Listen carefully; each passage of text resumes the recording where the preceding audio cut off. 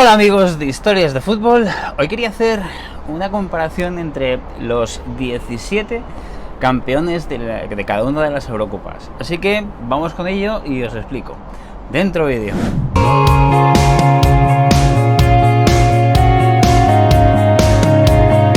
Vale, estaba pensando en hacer vídeos, sobre todo de cara a la época cuando yo voy a estar de vacaciones, más que nada porque quiero mantener el contenido en el canal, aunque no sea todos los días, pero que por lo menos en el mes de agosto, en la mayor parte del mes de agosto, haya algo de contenido. Y me apetece hacer algo que también conlleve debate.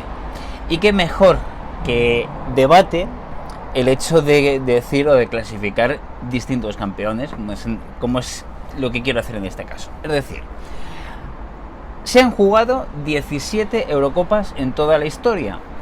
Hace ya tiempo, ya hace unas semanas, terminó la Eurocopa del 2024 con esa brillantísima victoria de la selección española. Pero yo quería hacer y estaba pensando en hacer una clasificación de los 17 campeones, a ver quién puede ser mejor y quién puede ser superior. He hecho mi propia lista, la voy a contar y espero que te vayas abajo en los comentarios y cuentes la tuya, que digas cuál es tu opinión. Seguramente no vas a estar de acuerdo conmigo con algunas, y es lo que tiene que pasar.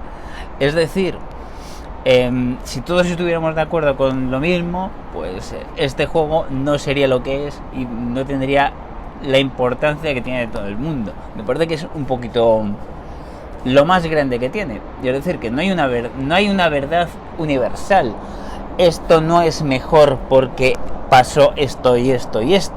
Me parece que la sensación que tenemos cuando vemos los partidos, en este caso, hace mucho más que lo que sea la verdad en sí. Una verdad que depende de tantos factores o de tantas pequeñas cosas que ni siquiera conocemos porque ni siquiera podemos ver desde fuera.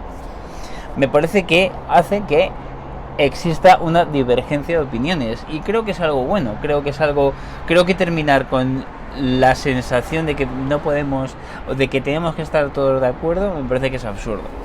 Pero bueno, dicho esto, vamos con la lista que yo he hecho, y así también me voy recordando un poquito los diferentes campeones. Vamos a ir del puesto de 17 al 1, como puede ser lo normal en una cosa de estas, y vamos al puesto número 17, que he puesto a la Grecia del 2004.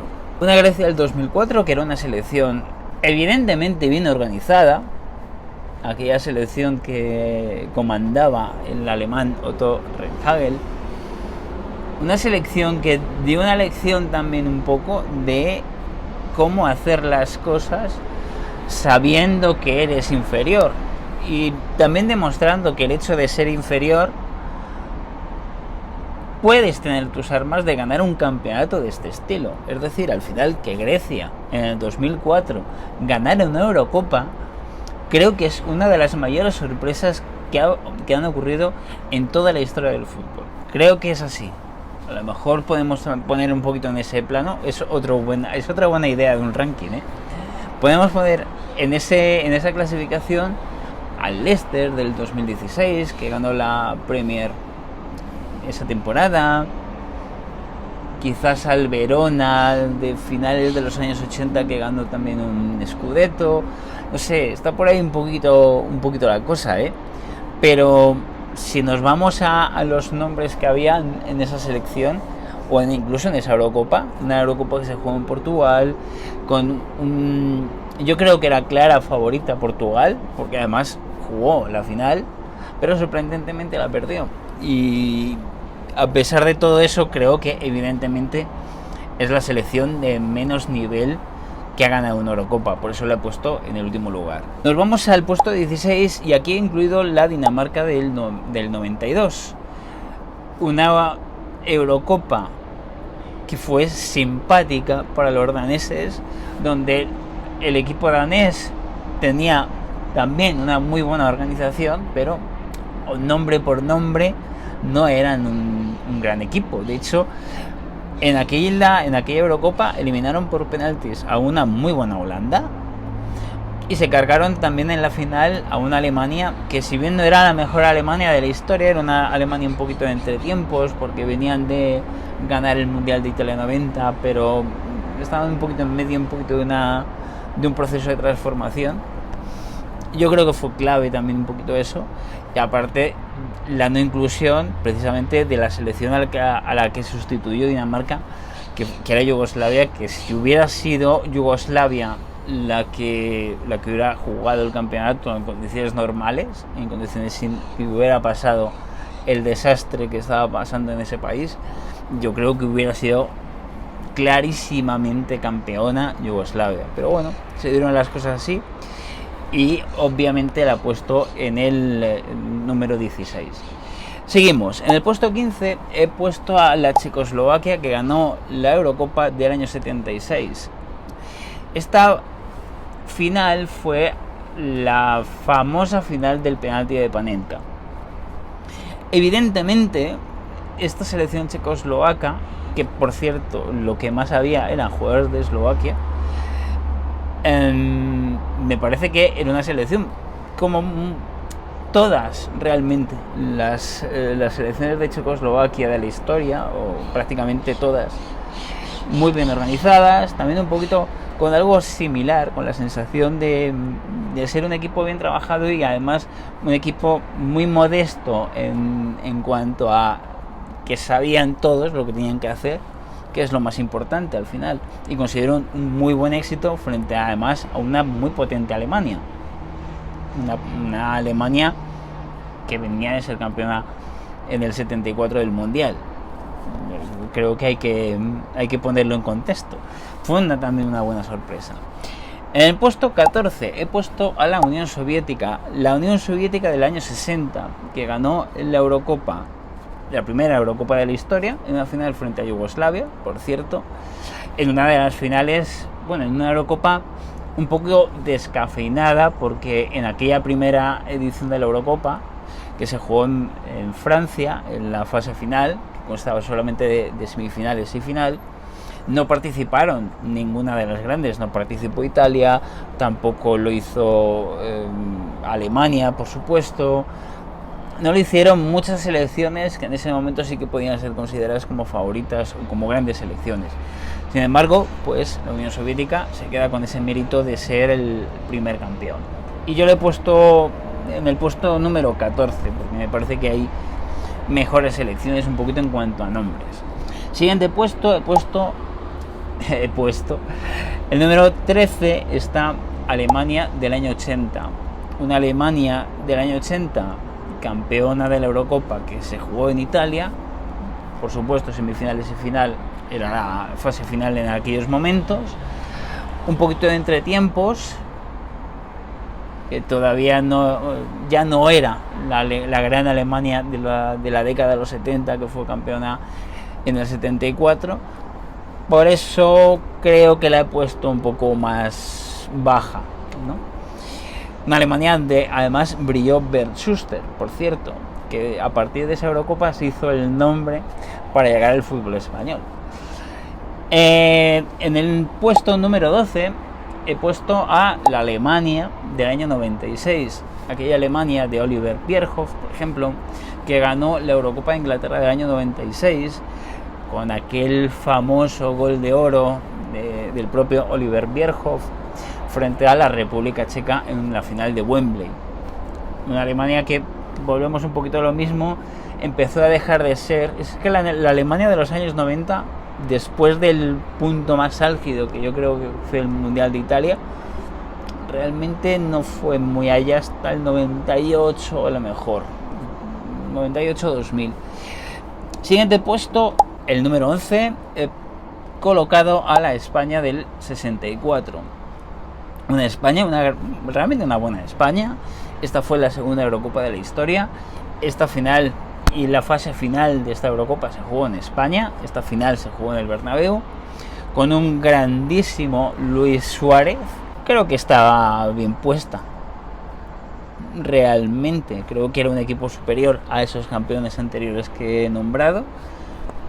Y la primera Eurocopa de España, la segunda que se jugó en toda la historia. En el puesto número 10 he puesto a la Italia campeona del 2021, la Eurocopa que se iba a jugar en 2020 pero que terminó jugándose en 2021. Realmente una sorpresa, porque sí, Italia es una de las grandes selecciones de la historia.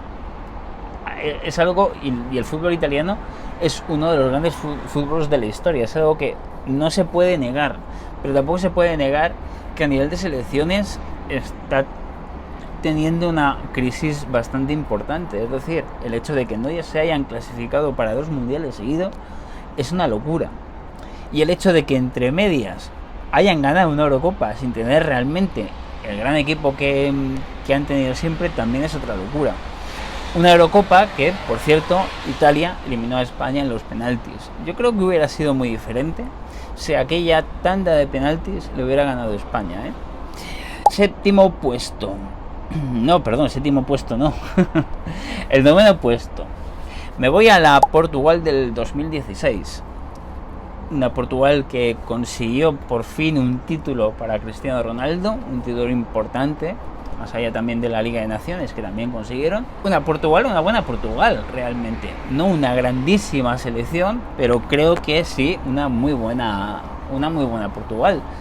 Repito, con un gran Cristiano Ronaldo que aquí, en 2016, conseguía al fin su gran título a nivel de selecciones. En el puesto número 8 he puesto la Italia del 68.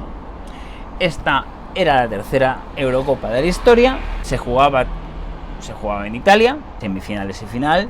Recordamos que en ese momento era eso lo que se jugaba de fase final, y realmente una buena Italia, de una buena época del fútbol italiano, un fútbol italiano que era muy diferente de lo que podemos conocer actualmente o a partir de los años 90, mucho más defensivo, pero también ganador en ese sentido. Siguiente puesto, en el 7, he colocado a la Alemania del 72, una de las mejores selecciones alemanas, que ganó en el 72 esta Eurocopa, en el 74 ganan también el Mundial y en el 76 llegan a la final. Es decir, una grandísima selección alemana que yo creo que es una de las mejores selecciones de la historia. Es otra idea para rankings, ¿eh? En el puesto número 6 he puesto, y dale con el puesto, he colocado a la Francia del año 2000, la Eurocopa del año 2000, que se jugó entre Bélgica y Holanda. Tuvo como ganador a esta Francia, una grandísima Francia, una Francia que venía de ser campeona del mundo del 98, con un gran Zidane. Tampoco era una Francia que enamorase jugando, porque era una Francia muy efectiva. Yo creo que tampoco era una Francia como la que hemos visto en los últimos años de Deschamps, demasiado defensiva, pero sí era una Francia que se sabía armar muy bien desde el punto de vista defensivo, y con el talento que tenía Zidane, pues el resto es historia. Ganadores del Mundial del 98, ganadores de la Eurocopa del año 2000, y luego es verdad que decepción en el año 2002 en el Mundial siguiente. En el puesto número 5, Francia de 1984. Esta Eurocopa, esta Francia que ganó la final frente a España en París, en una final que realmente España tuvo opciones, y que la clave estuvo en aquel desgraciado gol de Platini, que se le metió el balón por debajo a Arconada, pero una Francia que dio un nivel enorme en todos los partidos de aquella Eurocopa. Quizás el peor partido de Francia fue la final, pero con un Michel Platini que fue determinante. Fue una de las mejores actuaciones individuales de la historia de fases finales, tanto de Eurocopa, mundiales, etcétera. Siguiente puesto, he colocado a la Holanda del 88. La Holanda del 88, que ganó la Eurocopa en Alemania también, con una grandísima selección. Quizás la segunda mejor Holanda de la historia, con los Gullit, con los Rijkaard, con los Van Basten, con una final frente a la Unión Soviética donde Van Basten marca un soberano gol. uno de los mejores goles de la historia de las Eurocopas, que te aconsejo que mires un poquito, que lo busques en YouTube porque te va a encantar si no lo has visto, si no lo conoces. Yo creo que tiene que estar en este puesto. Y luego ya nos quedan 3, el podium. Y a lo mejor aquí he pecado un poco de español, no lo sé, pero creo que es así. En el puesto número 3 he colocado a la España del 2012. Esa España triunfal que ganaron Eurocopa, Mundial, Eurocopa. Yo creo que de esa España la del 2012 ya era la peor, entre comillas. Fue la Eurocopa que creo que, digamos, no fue tan clara la superioridad, aunque España fue superior a todos los rivales en aquella Eurocopa, hay que decirlo, y hay que decir que en esa final España gana 4-0 nada más y nada menos que a Italia en la final de Kiev. Así que se va al puesto número 2 la España. A lo mejor aquí no estáis de acuerdo muchos, yo lo voy a explicar por qué. En el puesto número 2 he puesto a la España del 2008 y he puesto eso aún sabiendo que esta España, la del 2008, yo creo que era la mejor de todas las selecciones de españolas que hemos visto en todas las fases finales. Pero esta España que ganó la Eurocopa, en ese momento era la segunda Eurocopa, que gana la Eurocopa del año 2008 en Austria y Suiza, en una famosa final también en Viena, con aquel famosísimo gol de Fernando Torres frente a Alemania. La he puesto en segunda posición porque a la primera, que ya por descarte sabemos todos cuál es, la España del 2024. La España que ha ganado esta última Eurocopa. ¿Por qué? Pues porque a pesar de que creo que la España del 2008 yo creo que es superior, incluso creo que la de España del 2012 también es superior, creo que esta selección española, que ha sido la mejor con mucha diferencia de todas las demás selecciones, ha tenido un camino para llegar a ese triunfo mucho más complicado. Es decir, estamos hablando de una España del 2024 donde ha eliminado a Italia en fase de grupos, donde ha eliminado a Alemania en Alemania en cuartos de final, ha eliminado a Francia en semifinales y ha ganado a Inglaterra en la final. Es decir, ese camino no lo han hecho ninguna de esas otras dos Españas, de esas otras dos selecciones, ¿no? Entonces creo que por ese detalle convierten a esta selección española del año 2024, de esta última Eurocopa, como para mí la mejor de todas las que hemos visto, o el mejor campeón de todas las Eurocopas que hemos visto hasta el momento. Y ahora es tu turno, como digo siempre, vete abajo en los comentarios y ponme tu ranking. Sabiendo un poquito de todos estos, me gustaría que pusieras cuáles son, bajo tu criterio, los mejores campeones de la historia de las Eurocopas. Nada más, vamos a seguir haciendo cosas. Y el vídeo se deja aquí, pero nos vemos dentro de poco. Adiós.